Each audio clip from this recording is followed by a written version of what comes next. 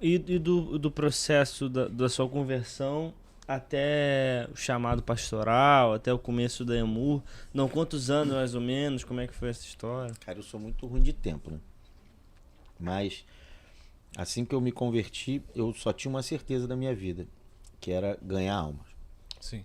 Só isso que eu falei assim, cara, eu preciso pregar esse evangelho para todo mundo. Eu perdi muito tempo no mundo. E eu tenho essa veia evangelística.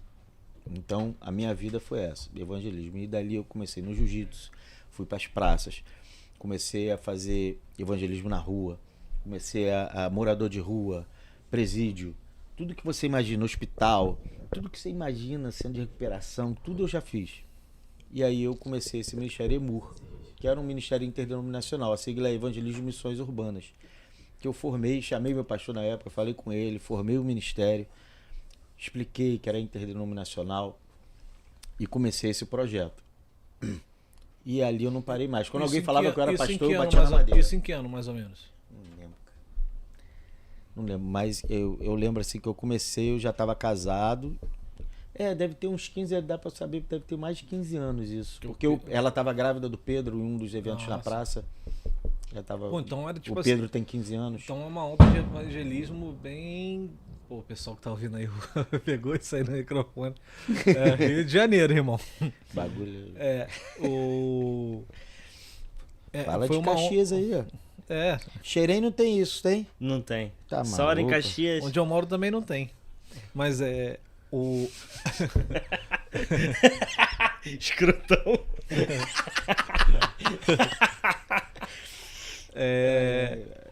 Foi uma parada de evangelismo porque teve uma onda de evangelismo no Brasil, né? De falar mais sobre isso, né? Mas foi bem antes disso, então. Foi bem antes. Fiz muita coisa, cara. Fiz muita coisa. E eu queria isso pra minha vida. Me perguntasse, pô, tu é pastor? Eu falei, eu sou evangelista, cara.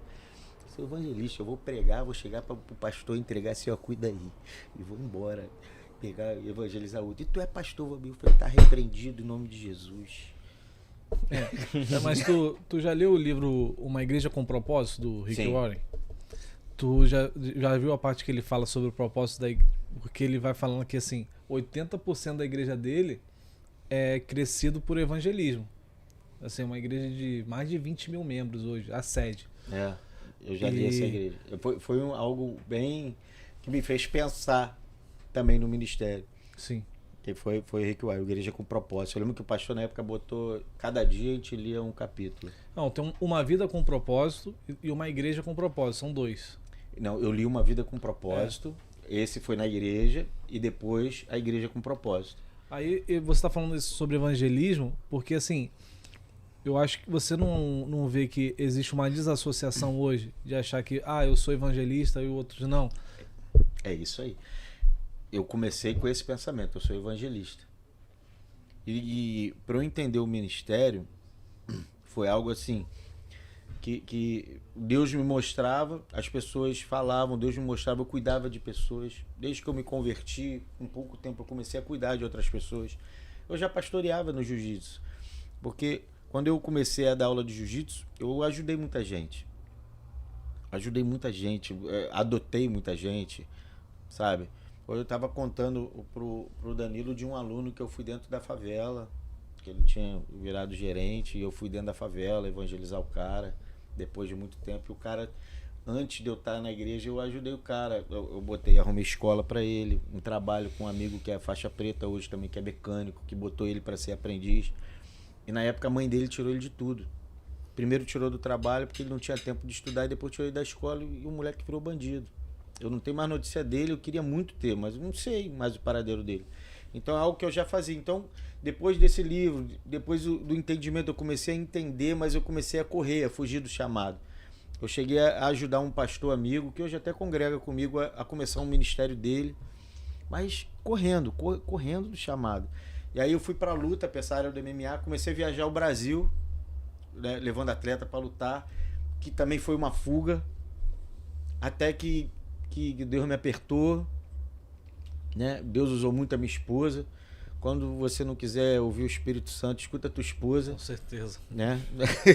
Você que é casado, você que vai casar, né? Você que está nos ouvindo. E aí, ela, sabe, sempre falava muito comigo sobre esse lado do sacerdócio, sobre o chamado, sobre isso. E eu falei assim, tá bom, eu vou. E aí Deus teve um dia que me confrontou. E aí eu estava com 2 academias, eu fechei as academias, passei um mês sem dar aula, depois eu trouxe o projeto para dentro da igreja. E ali eu já estava começando, já estava pastoreando, né? E aí eu comecei a pastorear de verdade, já tinha sido legitimado, já tinha sido enviado. Mas ali eu acredito que começou meu chamado pastoral. Meu chamado pastoral não começou quando o óleo foi derramado na minha cabeça. Começou nesse dia que eu me posicionei. E quando o óleo foi derramado, tipo assim, eu fui porque eu sempre fui muito obediente aos meus pastores, à minha liderança. Por exemplo, eu sou cheio de tatuagem, mas a igreja que eu congregava, o pastor não gostava, então eu não fiz. Mesmo tendo entendimento bíblico, teológico, que a Bíblia não diz nada a respeito. Tanto que quando eu chego numa igreja, vem alguém me perguntar, pastor, onde a Bíblia diz? Eu falei, vem cá, você está me perguntando que provavelmente na sua igreja o teu pastor não gosta. Se o seu pastor não autoriza, não faz. Ponto. Então eu não estou aqui para poder incentivar você a fazer uma tatuagem, porque não tem nada a ver isso aqui. Isso aqui é uma parada minha. Então eu sempre fui muito obediente. Então o pastor me enviou, eu fui. Mas depois que eu tomei esse chamado de Deus para minha vida, eu considero ali que eu comecei a pastorear. Então eu montei o projeto dentro da igreja e comecei. E ali comecei a ganhar os jovens, os adolescentes. Comecei a ganhar essa galera para Jesus. E ali começou o chamado. E ali eu comecei a entender. Respondendo a tua pergunta dessa volta toda, comecei a entender que não precisa desassociar isso. Sim. Eu comecei a enxergar os dons ministeriais realmente como um corpo. Sim.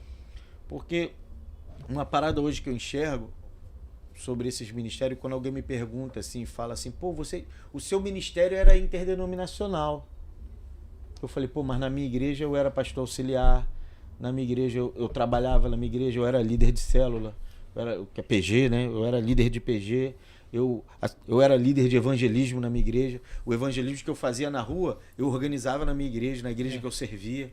Então eu não tinha problema em sair, e toda a agenda que eu tinha, que eu já pregava fora, já tinha agenda, eu chegava pro meu pastor e botava, pastor, eu tô com esses convites aqui. Você o que tem na igreja? Você tinha uma submissão à Posso ir? Exatamente. Exatamente. Né? O pessoal confunde muito hoje em dia ministério interdenominacional com extradenominacional. Como se tipo, se você faz um serviço ao corpo, você não precisasse se submeter a lugar nenhum. Mas sabe o que hoje eu vejo, né? Eu posso estar errado, falar besteira aqui, vocês podem me corrigir, todo mundo aí se achar o contrário, sem problema. Isso é uma visão minha. Hoje eu vejo uma falha muito grande na igreja. Por exemplo, evangelismo. Hoje o que mais tem são movimentos evangelísticos e eu acho maneiríssimo os jovens se movimentando, pregando na praça, sabe? Pô, em Brasília tem um movimento maneirão, que eu acho top isso, porque, pô, só que eu vejo isso muito muleta. Como muleta? Se os dons ministeriais, a igreja é um corpo, cada um se completa, então tá faltando uma perna, então precisa de uma muleta. Então eu chamo, tem um outro ministério que trabalha só com isso. Se a igreja funcionasse realmente como corpo, dentro dos 5 dos dons ministeriais, não precisaria disso. Sim. Porque a igreja já funciona assim. A igreja tem... O certo da igreja não é isso. Tem um departamento de missões, departamento disso, departamento de evangelismo, departamento... Vamos botar assim, organizacional de uma igreja centenária. Departamento de evangelismo, departamento Batista, departamento de missões. Não tem igreja que faz missões igual a Batista, assim, que investe em missões igual a Batista. Eu não conheço. Missões nacionais. Eu não conheço igual a Batista. Então um abraço aí, pastor Fernando, presidente da Junta de Missões, meu amigo. Gente, boa bacana. Esperamos você aqui. Esperamos você aqui. Não, mas é difícil marcar com ele. Não, eu imagino. Então, eu vejo hoje muito isso. Pô, tem um ministério lá, não vou falar nome, que flui nessa parte aí de adoração, outro que flui na parte de oração. Pô, é maneiro, cara. Mas a igreja deveria ter desenvolvido tudo isso. Exatamente. A gente é muito próximo. Exatamente. A gente é muito próximo de uma igreja lá em Taubaté. Mandar um abraço pro apóstolo Cristiano, né? O pessoal do Ministério de Sonhos de Deus. A gente tentou também gravar. Nem provei. Que a gente quer trazer aqui. E algo interessante que uma vez ele conversou com a gente foi que assim, a igreja lá, eles fizeram meio que uma contramão, assim. Antes da igreja crescer em números, em tempo, eles passaram anos, a igreja tem mais de 10 anos lá. São 15 anos. E eles desenvolveram... Lá você tem, mano, os 5 ministérios. Tem profeta, você tem evangelista, não sei o que e tal. Porque ele vem a importância desse desenvolvimento dentro da igreja. Exatamente. Na verdade, todas as igrejas deveriam ter esses ministérios fluindo no seu desenvolvimento para se tornar mais saudável, né? Porque uma das coisas que a igreja brasileira fez é colocar... Eu tenho muita ressalva, assim, a gente não precisa entrar nesse assunto, não. Dos dons ministeriais, que eu acredito que é um assunto que cada um pensa, entende de um jeito. Mas a igreja brasileira, acho que é uma coisa que todo mundo vai concordar aqui, é que colocou os dons ministeriais como uma escada do sucesso, né? Como uma hierarquia, né? Primeiro você é evangelista, aí depois você é ungido isso, depois é aquilo. Tem igrejas que fazem pastor, isso, né? Depois de pastor, apóstolo, existe. é o top. Então um tá acima do outro, enquanto como não é isso. É só questão de corpo mesmo. Sim. E existem também as pessoas que não vão ter nenhum ministério específico. Nós queremos assim, né? Exatamente. Serão os santos que terão, Exatamente. Enfim. Não, eu acredito, eu vou além. Eu acredito que cada um tem um ministério, sim. Sabe? Eu acho que todo mundo tem esse acesso. Todo mundo tem um... Depois que se converte, um missionário. Você se converteu, você está debaixo de uma missão. Sim, sim. Você é todo crente é um missionário. Claro, Esse era o nosso slogan. Todo crente é um missionário, porque todo mundo está debaixo de uma missão, que é pregar o evangelho. Então, eu creio que o dom do o ID não é para um grupo, o ID não é para o evangelista, Sim. o ID é para a igreja. Sim. Anunciar o evangelho é para a igreja. Então, só que os dons, tanto ministeriais quanto os dons espirituais, todos têm acesso.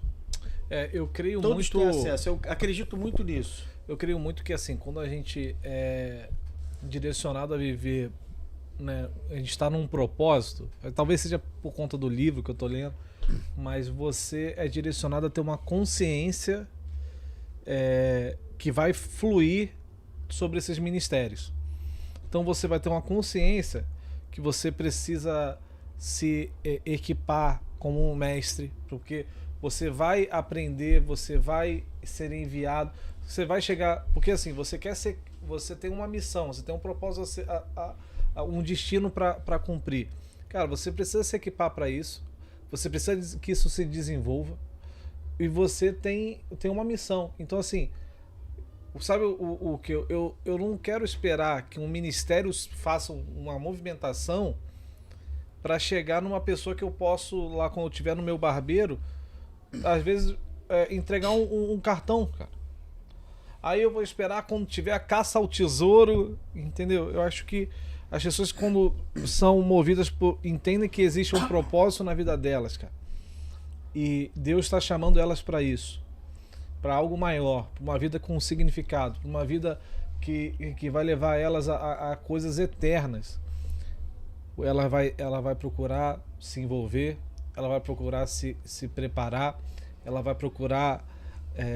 e a igreja vai dar caminhos para isso e ela vai evangelizar. Falta exatamente o que você falou, falta eu equipar a pessoa, ensinar, né? Eu acho que falta falar mais sobre os dons ministeriais. Sim. A igreja ensinar sobre isso, tanto ministeriais, espirituais, porque você evita, né? Aí entra o mestre, né? Você evita a galera de ser levado por vento de doutrina. Sim. Ser levado por esses picaretas aí, mau caráter, que tem que ficar adivinhando CPF e identidade dos outros. Não me veio aqui também. Não, tu vê, eu tô com muita vontade de falar. Porque o que acontece? Mas eu não vou falar. Mas já que tem o advogado, né, que patrocina aí, eu posso. Fala. Não. Pode falar, seu Carlos. Seu Carlos manda aqui no WhatsApp. A gente tem advogado, tem você, né, que se garante na mão. Então, não vou falar, eu já ia falar mais uma. Vamos voltar pro assunto. Tá. Vocês não me provoquem. Porque o que acontece? Eu costumo falar assim, pra que eu vou num lugar que o cara adivinha até CPF, se é só eu pegar meu CPF que eu sei. Eu já tenho decorado meu CPF, minha identidade, eu não preciso que ninguém adivinhe isso pra mim. Então, você pega isso aí, você vai ensinando a galera que corre atrás de profecia, então o que você vai gerando na igreja? Um monte de mau caráter. Sim. Porque a igreja dessa galera fica cheia.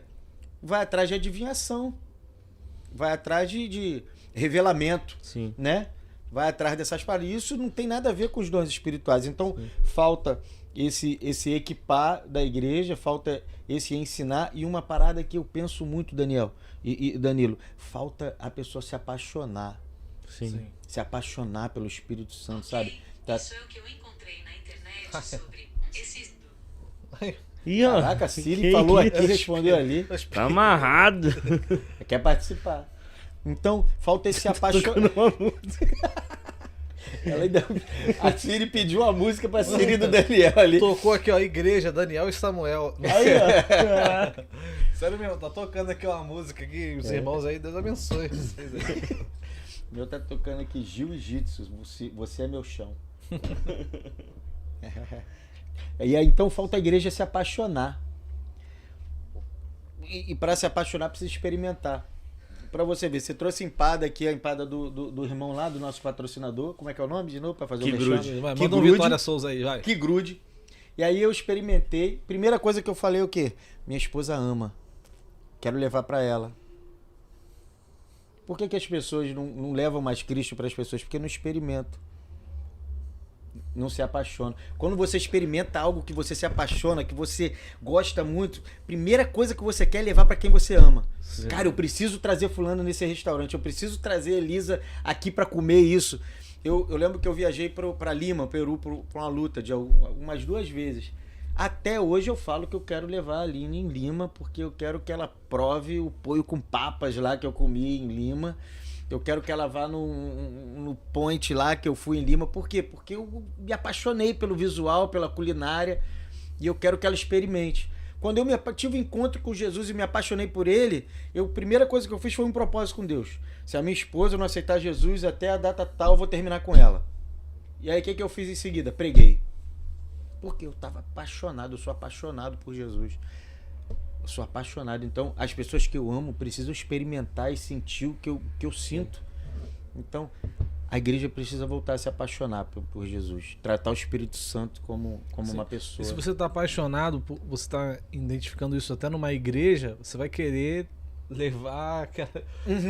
encher aquela igreja de gente Exatamente. que você ama, né? Cara, você precisa... Então se você vai na igreja, você tipo, cara, você tem que ir lá na minha igreja comigo.